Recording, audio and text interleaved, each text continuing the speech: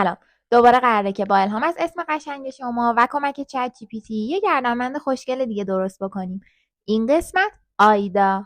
برای این اسم چت جی پی تی آویز ستاره رو انتخاب کرد. برای دلیلش گفت آویز ستاره به طور مستقیم مفهوم درخشش و شادمانی رو که تو معنی اسم آیدا وجود داره تقویت میکنه. ستاره نماد روشنی و خوشحالیه که با بخش شاد بودن اسم آیدا همخونی داره و مکمل ماه یا همون معنی اسم آیداه.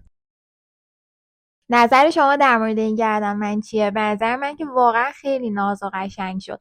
و یه توضیحی رو هم اینجا من بهتون بدم در مورد اینکه چرا از آویز ستاره استفاده کردیم. به خاطر اینکه ما آویز ماه قبلا داشتیم، اما خب متاسفانه فروش رفته، متاسفانه یا خوشبختانه فروش رفته و نمیتونستیم که توی این کارامون از آویز ماه استفاده بکنیم.